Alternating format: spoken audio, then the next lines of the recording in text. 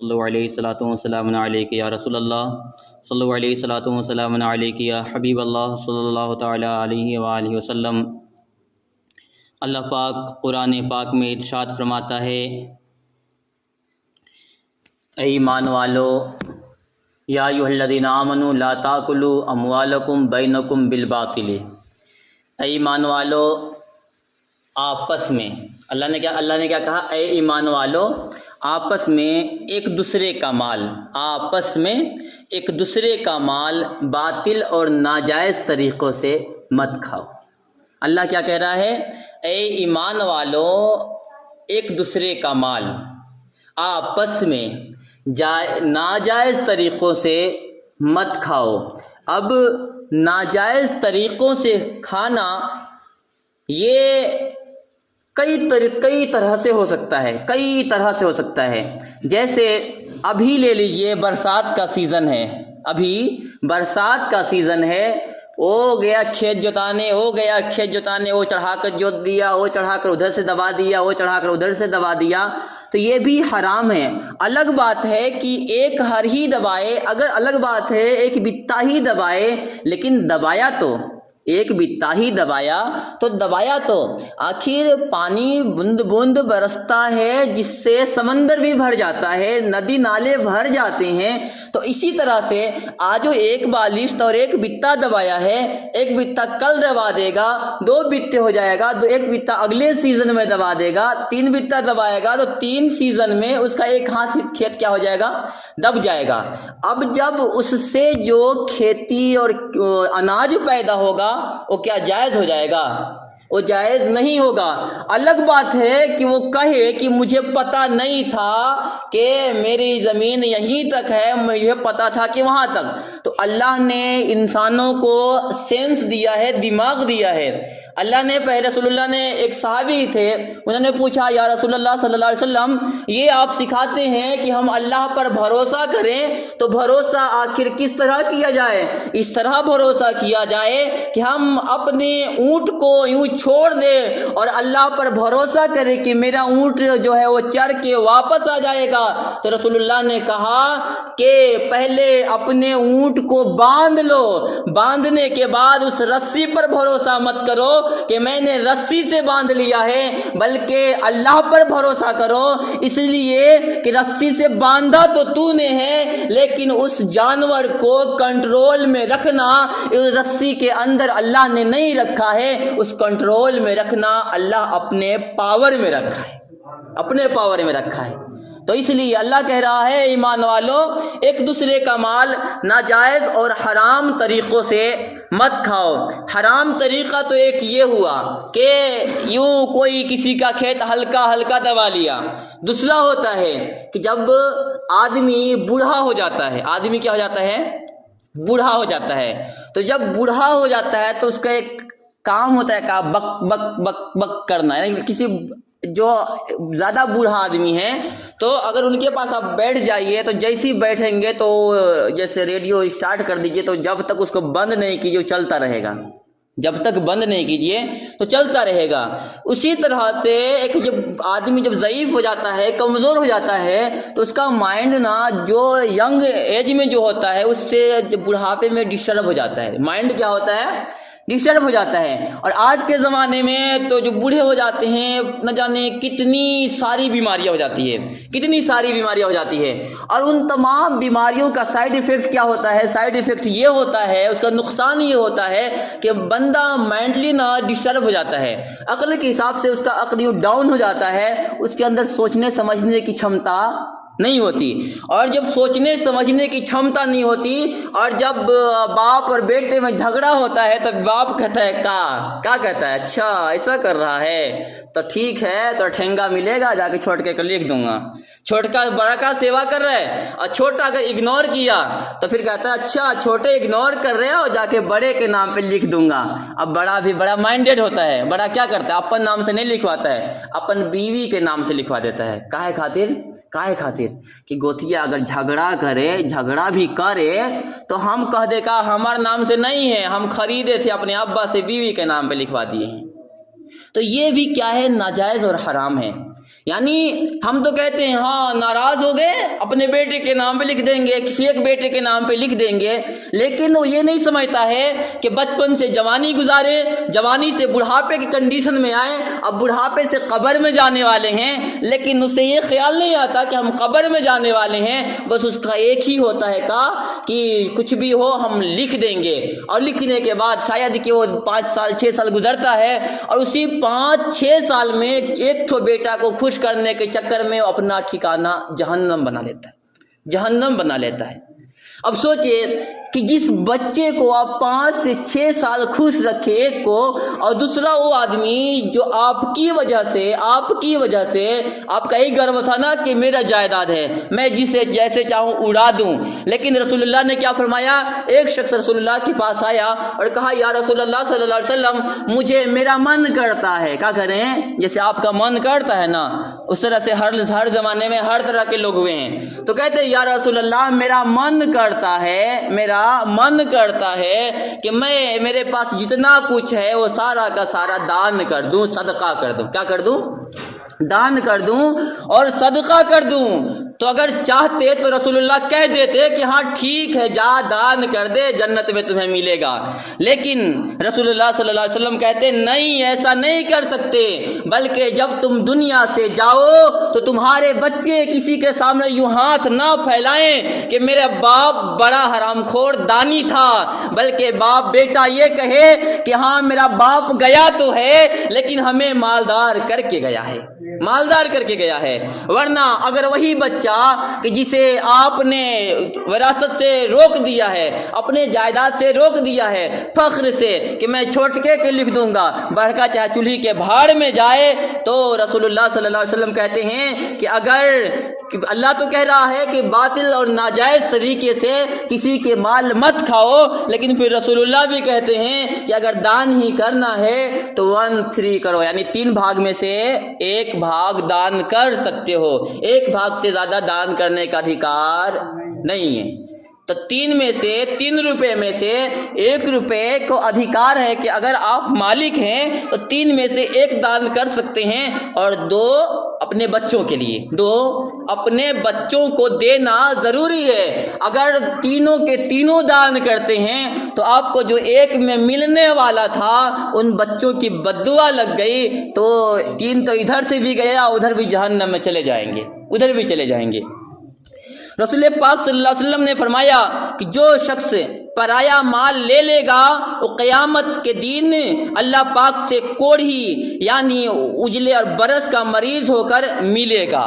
رسول اللہ کیا کہتے ہیں؟ یعنی دیکھیں کوئی بھی بات اور کسی کی بات خراب یا رد ہو سکتی ہے، کینسل ہو سکتی ہے، لیکن اللہ و رسول کی بات ایسی ہے کہ چاہے کوئی بھی کنڈیشن آ جائے لیکن اللہ و رسول نے جو کہا ہے وہ ہو کر رہے گا۔ تو رسول اللہ کیا کہتے ہیں کہ ایک دوسرے کا مال، جو شخص دوسرے کا مال لے لے گا وہ قیامت کے دن اللہ پاک سے کیسے ملے گا؟ کوڑھ کا مرض ہوگا۔ کسی کا مرض ہوگا؟ کوڑھ کا مرض ہوگا۔ اگر آدمی کے اندر بخار ہو تو کوئی اس سے نفرت نہیں کرتا، گھن نہیں کرتا۔ کوئی کسی کے اندر سردی ہو تو آدمی گھن نہیں کرتا، ورنہ یہ ڈاکٹر انجیکشن نہیں لگاتے، کیا ڈاکٹر صاحب ایسے نا، ڈاکٹر انجیکشن نہیں لگاتے۔ لیکن کوڑھ کا مرض، یہ سفید داغ کا مرض، یہ ایسا مرض ہے کہ بچہ بھی اس سے نفرت کرتا ہے، بچہ بھی نفرت کرتا ہے۔ اور اب سوچئے کہ جب رسول اللہ کہہ رہے ہیں کہ اگر پرائے کا مال دوسرے کا مال ہڑپ کے کھائے گا تو پھر وہی کوڑھ کا مرض ہوگا، چاہے کتنے بھی توبہ کر لے۔ اس لیے کہ حق 2 طرح کے ہوتے ہیں۔ حق کتنے طرح کے ہوتے ہیں؟ حق 2 طرح کے ہوتے ہیں۔ ایک حق تو وہ ہوتا ہے جو اللہ کا ہوتا ہے، جیسے نماز پڑھنا، روزہ رکھنا، زکوٰۃ دینا، اور ایک حق ہوتا ہے انسان کا دوسرے انسان کے اوپر، باپ کا بیٹے کے اوپر، بیٹے کا باپ کے اوپر، ماں کا بیٹے کے اوپر، پڑوس کا پڑوس کے اوپر ایک حق ہوتا ہے۔ اللہ اگر چاہے تو معاف کر دے گا اگر ہم نماز نہ پڑھیں، اگر اللہ چاہے تو معاف کر دے گا اگر ہم نماز نہ پڑھیں، لیکن اگر ہم کسی بھائی کا، کسی دوست کا، کسی پڑوس کا، کسی غیر کا کیوں نہ ہو، اگر ہم اس کا مال کھاتے ہیں تو اللہ کبھی بھی ہرگز معاف نہیں کرے گا، کبھی بھی معاف نہیں کرے گا۔ رسول اللہ فرماتے ہیں کہ ملعون ہے، یعنی لعنت کیا گیا ہے، یعنی بہت ہی گھٹیا اور برا انسان ہے وہ جس نے کسی مومن کو نقصان پہنچایا یا دھوکہ دیا، نقصان پہنچایا یا دھوکہ دیا۔ ہمارا تو پلان ہی یہی ہوتا ہے، صبح اٹھتے تو پلان ہی یہی ہوتا ہے، کاش اس کا کچھ ہو جاتا، اس کا کچھ ہو جاتا، اس کا کچھ ہو جاتا، اس سے کیسے دھوکہ دے کے اس کا مال لے لیتے۔ رسول اللہ کیا کہتے ہیں کہ ملعون ہے، یعنی گھٹیا ہے وہ شخص جس نے کسی مومن کو نقصان پہنچایا یا دھوکہ دیا۔ آج دیکھیں ہمارے اندر وہی چل رہا ہے، اس کو دھوکہ دیے، اس کو دھوکہ دیا، ہاں ٹھیک ہے ایسا کر دو نا، ایسا ہو جائے گا، لیے نکل لیے، اس سے لیے نکل لیے۔ ہم کیا کہتے ہیں تم تو کما رہے ہیں، لیکن ویسی کمینی کہ جس کے بارے میں رسول اللہ کہیں کہ وہ شخص معاشرے میں گھٹیا انسان ہے، تو اس سے بڑا گندا آدمی کون ہو سکتا ہے؟ پھر فرمایا رسول اللہ صلی اللہ علیہ وسلم نے کہ خبردار ظلم نہ کرنا۔ کہتے کیا؟ لوگوں ظلم نہ کرنا۔ پھر کہتے ہیں کہ خبردار کسی شخص کا مال دوسرے کو حلال نہیں مگر اس کی خوش دلی سے، یعنی ہمارا مال ہے، اب ہمارا مال یہ جناب چاہے کھا لے، یہ چاہے کھا لے تو یہ حلال نہیں ہوگا۔ کب تک؟ جب تک کہ میں اٹھا کر نہ دے دوں کہ ہاں یہ کھا لیجئے، تب تک وہ مال کھانا حلال نہیں ہوگا، تب تک کھانا حلال نہیں ہوگا۔ پھر فرماتے ہیں کہ اگر دیکھیے ایک بزرگ ہیں وہ کہتے ہیں کہ اگر ہر عالم دنیا غور و فکر کریں تو کثیر فتنوں کو ملاحظہ کریں گے، اور وہ نہایت وسیع و فراخ ہے، ان میں سے صرف وہی بچ سکتا ہے جس سے اللہ پاک بچنے کی توفیق دے۔ اس کے بعد یہ غصب کیا ہے؟ تو کسی کا مال جبراً چھین لینا، جیسے مان کے چلیے آج زمین ہی پہ چلتے ہیں، زمین ہی پہ جبراً چھین لینا کسی کا مال یہ غصب کہلاتا ہے۔ کس طرح کہ ہمارا مال ہے، ہمارے بچے ہیں، کسی ایک کے نام پر ہم جا کر لکھ دیے تو بھائی کیا ہے؟ اگر ہم اپنے ایک بیٹے کے نام پر زمین لکھ دیے، دوسرے کو نہیں لکھیں گے تو کیا ہے؟ وہ کیا کر پائے گا؟ مجبور ہے، وہ کہہ سکتا ہے کہ ہمارا بیٹے نہیں ہے، بھائی کیا بھروسہ ہے؟ کوئی بھروسہ نہیں ہے آج کے زمانے میں، کہہ دے گا ہم اس کو جانبے نہیں کرتی کہ ہمارا بیٹا ہے، کہہ دیں گے۔ تو کسی کا مال جبراً چھیننا بھی حرام ہے، اور رسول اللہ صلی اللہ علیہ وسلم نے فرمایا کہ جو شخص پرایا کا مال لے لے گا تو پھر وہی کوڑھی اٹھایا جائے گا۔ پھر خیانت کیا ہے؟ خیانت کہتے ہیں کہ ایک یہ بھی ہے کہ خیانت نہ کی جائے۔ خیانت کے حوالے سے رسول پاک صلی اللہ علیہ وسلم نے فرمایا ایسا نہیں ہو سکتا کہ خیانت کرنے کی حالت میں مومن ہو، یعنی چور چوری کرتے وقت، خائن خیانت کرتے وقت اس کا ایمان نہ یوں نکل کے اور سر پہ جیسے مدھو مکھی جیسے وہ گھومتے ہیں، چھتے پہ بیٹھنے سے پہلے، گھر بنانے سے پہلے جیسے مدھو مکھی گھومتے ہیں، اسی طرح سے ایمان بھی نکل کے اس کے سر پہ گھومتا ہے۔ اگر کوئی آدمی اسی چوری کرتے وقت، اسی ایک دوسرے کا مال ہڑپتے وقت، کسی کو محروم کرتے وقت اگر وہ آدمی مر جائے تو پھر وہ آدمی جہنمی ہے۔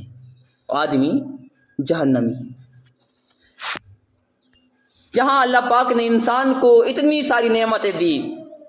اچھا اب دیکھیں کہ ہمارے شکوہ ہوتا ہے یار غلے پیدا نہیں ہوتے، یہ نہیں ہوتے، وہ نہیں ہوتے۔ رسول اللہ صلی اللہ علیہ وسلم جب مکہ سے ہجرت کر کے مدینہ آئے، مکہ سے ہجرت کر کے مدینہ آئے تو مدینے میں حال یہ تھا کہ لوگ کھجوروں کا وہ کھیتی ہوا کرتے تھے تو کیا کرتے تھے وہ کہ وہ کھجوروں کو ایک دوسرے میں کاٹ کے پھر اس کو جوڑتے تھے اس طرح طرح کی کہ اس سے جو ہے کھیتی زیادہ پیدا ہوگا، اس سے پھل زیادہ لگے گا، یعنی ایک رسم تھا کہ ایسا کریں گے، کانسیپٹ بن گیا تھا کہ ایسا کریں گے تو جو ہے کھیتی زیادہ ہوگی، فصلیں زیادہ پیدا ہوں گی۔ تو رسول اللہ صلی اللہ علیہ وسلم نے فرمایا کہ ایسا کرنے سے کوئی کھیتی زیادہ پیدا نہیں ہوتی زیادہ۔ جس وقت میں رسول اللہ صلی اللہ علیہ وسلم نے منع کیا کہ ایسا نہیں کرنا چاہیے، اس وقت صحابہ کرام کہتے ہیں کہ ہم لوگوں نے تو ایسا نہیں کیا، رسول اللہ نے منع کر دیا، لیکن اس وقت اتنے فصل پیدا ہوئے جس کا حساب نہیں تھا۔ تو یہ کانسیپٹ ہمارے مائنڈ میں سیٹ ہو جاتے ہیں۔ پھر میں نے اس سے پہلے بھی بتایا تھا کہ جو جس کانسیپٹ سے نکلتا ہے اللہ پاک اسی کے کانسیپٹ اور اسی کے حساب سے دیتا ہے۔ آج دیکھیں جمعہ کا دن ہے، نہ صدر کا پتہ نہ سیکریٹری کا پتہ، ایک تو خزانچی صاحب ہیں، آخر یہ سب کہاں ختم ہو گئے؟ ہونا چاہیے کہ نہیں ہونا چاہیے؟ جب بات بولیں گے او کتنے بڑے ہیں، مجھے ڈر نہیں لگتا کسی سے، جب تک ہوں شان سے جاؤں گا، کوئی بات نہیں۔ تو نہ صدر کا پتہ نہ سیکریٹری کا پتہ، سب کہاں ہوں گے؟ وہی بیل کے پیچھے ہوں گے۔ دیکھیے گا ہوتا ہے نا سیزن، جیسے یہ دھان تیار ہوتا ہے ہاتھی آ کے کھا جاتے ہیں، کھائے گا نہیں تو کیا ہوگا؟ کھائے گا نہیں تو کیا ہوگا رے؟ اور کھائے گا۔ اس لیے کہ جس نے نہ نماز سے مطلب نہ جمعہ سے مطلب، کسی چیز سے مطلب نہیں، اور حد تو یہ ہے کہ آج یہ چھوٹے یہ نیکر پہن کے وہیں پہ بیوی ہے، وہیں پہ بڑی بڑی بچیاں ہیں، وہیں پہ بڑے بڑے بچے ہیں، کوئی شرم و حیا نہیں۔ ارے میں کہتا ہوں بھائی وہ کاہے پہننا ہے؟ اتار دو نا، کیا فائدہ ہے پہننے سے؟ اتار دو بھائی، بس شرم صرف اتنے میں شرم رہ گئی ہے، باقی سارے دھو پی گئے، کیا ہو گیا؟ کوئی لاج شرم نہیں، ایک دم بے شرم بے غیرت بن گئے ہیں۔